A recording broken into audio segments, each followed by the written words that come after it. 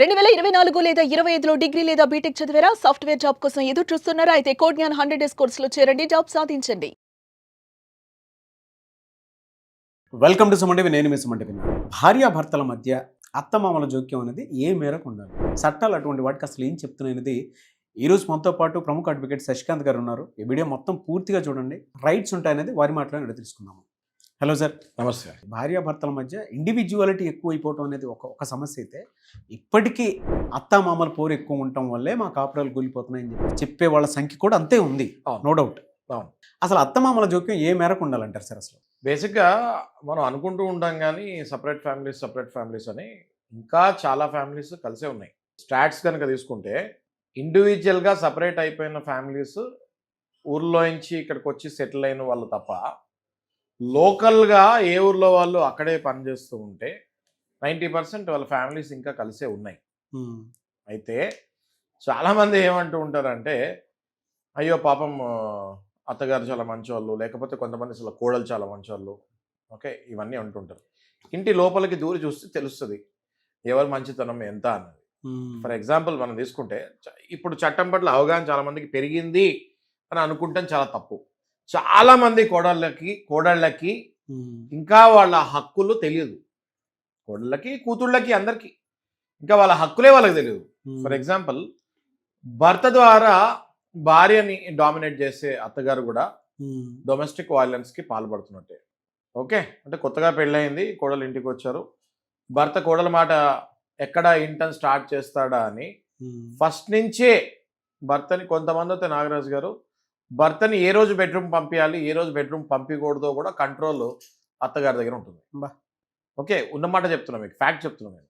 Okay, ఈ రోజే నువ్వు బెడ్రూమ్కి వెళ్ళాలి అని చెప్తేనే వాడు బెడ్రూమ్కి వెళ్తాడు. నా దగ్గరికి పర్సనల్గా వచ్చిన కేసులు అవగాహన మీద నేను మీకు చెప్తున్నాను. సో ఎంతవరకు ఇది కరెక్ట్? ఆ భర్త ఏం తినాలో అది వాళ్ళ అమ్మనే చేసి పెడుతుంది, అలా భార్య కనుక చేసి పెడితే తినడు. ఓకే, ఫుల్ టోటల్ అంటే టోటల్ కంట్రోల్లో ఉంటాడు. తల్లి కంట్రోల్ అంటే పెళ్లికి ముందైనా కొంచెం అమ్మ మాట వినేవాడు కాదేమో, పెళ్లి తర్వాత టోటల్ అమ్మ మాట వినటం మొదలు పెడతాడు. సో ఆ రకంగా ఇంకా అత్తలు చలామణి అవుతున్నారని చెప్తాలో 1% కూడా నాకు సందేహం లేదు. సో మనం పాయింట్స్ చూసుకుంటే ఏది ఎలౌడు, ఏది నాట్ ఎలౌడు, ఇంకా మాట్లాడితే నాగరాజు గారు భార్యని ఎట్లా కొట్టాలో కూడా చెప్పే అత్తగారులు ఉన్నారు. ఇలా కాదరా, ఇలా కొట్టు, గట్టిగా తగులుతుంది. ఇదైతే నేను నా కెరీర్లోనే చూశాను సార్. చాలా చూసారా మీరు? అమ్మో, కొడుకుల్ని ట్రైన్ చేసే విధానం, అంటే కోడల్ని ఎట్లా కొట్టాలో ట్రైన్ చేసినటువంటి విధానాన్ని చెప్తారండి. రుచిగా లేదనుకోండి, మామూలుగా మీ భార్య వండి పెడుతుందిరా, రుచిగా లేకపోతే ప్లేట్ తీసి ఇచ్చిన ముఖాన్ని కొట్టు అని చెప్తుంది అత్తగారు. ఎవరికి? హస్బెండ్కి. ఎవరని చెప్తారు అట్లా. సో ఇవన్నీ కూడా సహజంగా, ఇవన్నీ ఎట్లాంటివి అంటే బయట ఎలా ప్రూవ్ చేసుకోవాలో తెలియని పరిస్థితిలో ఉంటుంది పాపం మా ఇంటి కోడలు. ఓకే, కోడితే ముక్కులో నుంచి రక్తం గారాలరా అని చెప్తాను. నిజమండి, అలా చెప్పినటువంటి అత్తలు ఉన్నారండి, ఖచ్చితంగా ఉన్నారు. సో మనం ఇవాళ ఈ కోడళ్ళకి ఏంటి చట్టం ఏం చెప్తుంది, ఏం సపోర్ట్ చేస్తుంది, ఇవన్నీ కూడా మాట్లాడుకుందాం. Okay sir. ఒకటి తీసుకుంటే మనము కౌంటర్ ఎఫెక్ట్, తల్లి తండ్రిని చూసుకోకపోతే తప్పు.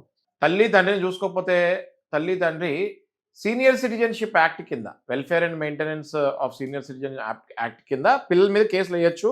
చాలా కేసులు నేను స్వయంగా దగ్గర ఉండి పెద్దవాళ్ళకి వేయించాను కూడా. ఓకే, వాళ్ళకి మెయింటెనెన్స్ ఇవ్వాల్సి వస్తుంది పిల్లలు.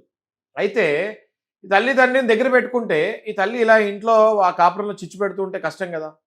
సో కోడలు తల్లి తండ్రి బాగున్నంత వరకు కలిసి ఉండటానికి ప్రయత్నం చేస్తుంది.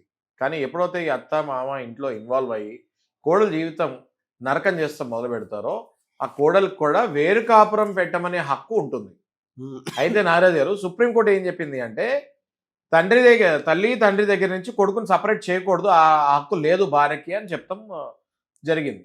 దాని అడ్వాంటేజ్ ఎవరు తీసుకుంటారు ఇప్పుడు అంటే అత్తమామలు తీసుకుంటారు. ఇప్పుడు చూడండి, మన చట్టం ఎప్పుడు ఒక మంచి పని చేస్తుంది, దానికి అడ్వాంటేజెస్ బోల్డ్ మంది తీసుకుంటూ ఉంటారు. సుప్రీంకోర్టు ఏం చెప్పిందంటే నాగరాజు గారు, తల్లి తండ్రిని కొడుకుని ఒకవేళ వచ్చిన కోడలు కనుక సపరేట్ చేయాలని చూస్తే అది తప్పు, ఆ హక్కు ఆ కోడలికి లేదు, ఆ గ్రౌండ్స్ మీద కూడా డైవర్స్ ఇవ్వచ్చు అని చెప్తాం జరిగింది. కానీ అదే సుప్రీంకోర్టు మళ్ళీ ఏం చెప్తుంది అంటే, ఒకవేళ అత్తమామ మీకు ఇంట్లో హెరాస్మెంట్ చేస్తుంటే, క్రువాలిటీ కనుక చేస్తుంటే, చిత్రహింసలు పెడుతుంటే, మానసికంగా అయినా శారీరకంగా అయినా ఏదైనా శారీరకంగా పెట్టేదే చిత్రహింసలు కాదు నాగరాజు గారు. వాళ్ళు చాలా మంది శారీరకంగా హింసలు పెట్టే రోజులు పోయినాయి. అంతా మైండ్ గేమ్లు ఆడుతున్నారు ఇప్పుడు అన్ని. అంత ఆల్ మైండ్ గేమ్స్. అంటే ఇప్పుడు మీరు ఇందాక అన్నట్టు బాగాలేకపోతే ప్లేట్ తీసి ఇස්සరు కొట్టు. ఓకే, ఓన్లీ నేను చెప్పిన రోజే నువ్వు బెడ్రూమ్కి వెళ్ళాలి. అర్థమైంది కదా మీకు? ఇట్లాంటి మానసిక టెన్షన్లు, మానసిక ఒత్తిళ్ళు కోడళ్ళ మీద అత్తగారులు పెడతాం అన్నది మనం చూస్తూ ఉన్నాము. ఇలాంటి టైంలో భార్య వేరుకాపురం అడుగుతంలో తప్పే లేదు. అంటే మరీ డైవర్స్ తీసుకోకుండా అత్తమామ కాకుండా మేము వేరుగా ఉంటామండి, వీళ్ళ వల్ల మాకు నరకం అవుతుంది అని చెప్పేస్తే అప్పుడు ఆ కోడల మీద వేరు చేసినట్టు నిందలు రావు చట్ట ప్రకారం. అయితే దానికి ఎవిడెన్స్ కావాలి. ఎందుకు వేరు కాపురం ఆడుతుంది అని ఒకవేళ జడ్జి గారు అడిగితే దానికి ప్రూఫ్ చూపించాలి, ఎవిడెన్స్ చూపించాలి.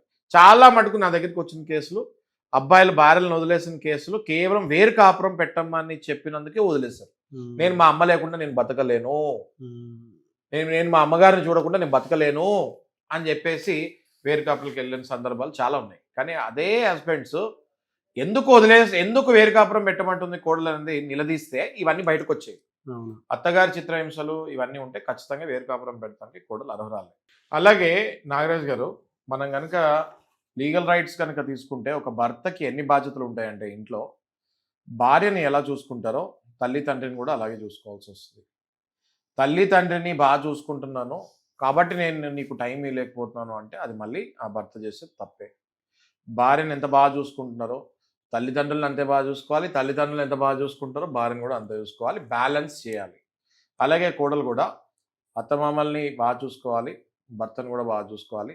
వాళ్ళ ఇంటికి వెళ్ళినప్పుడు భర్త అత్తమామల్ని కూడా బాగా చూసుకోవాలి. ఇవన్నీ కండిషన్స్ అప్లై అయినప్పుడు కలిసి ఉండటంలో తప్పు లేదు. కలిసి ఉండటం it is always good and motivation for the society also.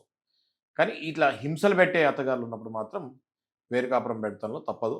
దాని గురించి భార్య భర్త విడిపోకూడదు అని నేను అంటున్నాను. Very good information sir. Thank you అండి. Thank you so much Shashikant garu. Thank you.